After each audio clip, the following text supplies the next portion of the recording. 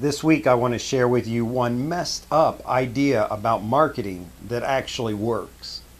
Hi, this is Larry Kaye with ShadowAnyone.com and the creator of the Investigator's Ultimate Guide series, which is premium private investigator training from someone who's been there and done that.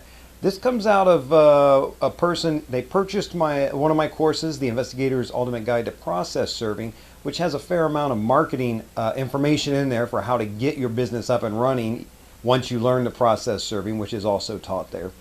And I actually posted a video on my blog a little while back about, let me check this, private investigator, PI marketing with direct mail. And you can get that over at ShadowAnyone.com. You can keyword search direct mail, or I'll put a link below if you want to see it.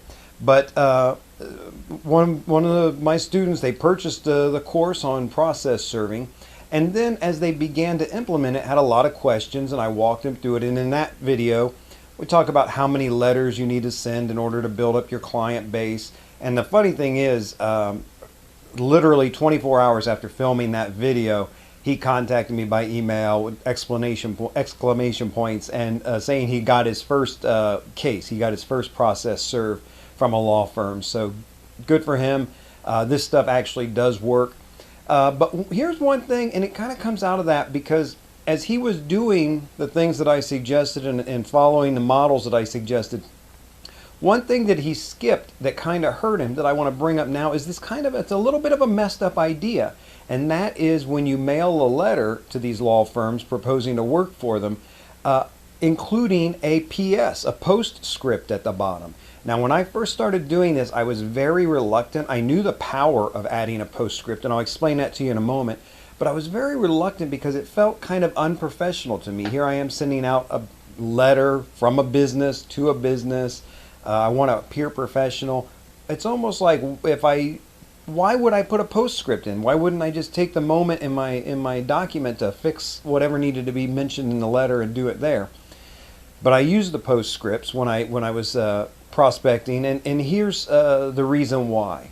It's pretty clearly shown over the decades that 80% of people who get a letter, especially a letter like that, are going to read the postscript, the PS at the end. They're going to read the headline, the signature, and the postscript, and likely nothing else.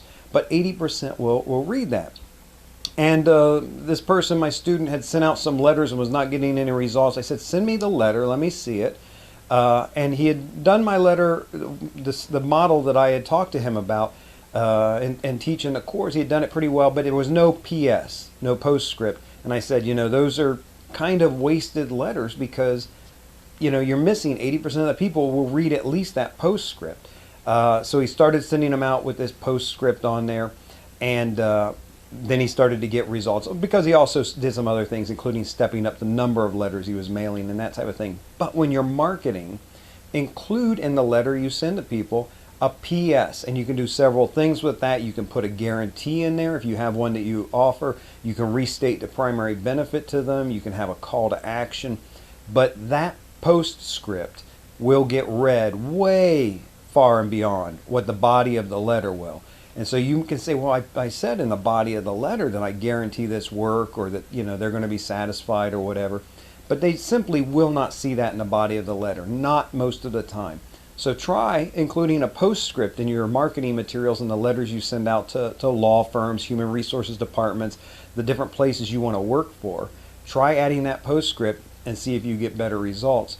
If you like this information, you like more, you can go over to ShadowAnyone.com. On the home page of my blog, I have a free report. It's titled, If You Want to Be a Private Investigator, Give Up Unless You Do These 3 Things.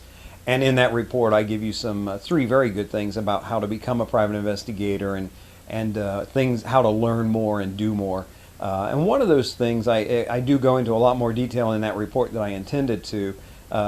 But it's good stuff. If you want it, it's over on the homepage of ShadowAnyone.com. This is Larry Kaye with ShadowAnyone.com. Remember, do the right thing, even if it's the hard thing.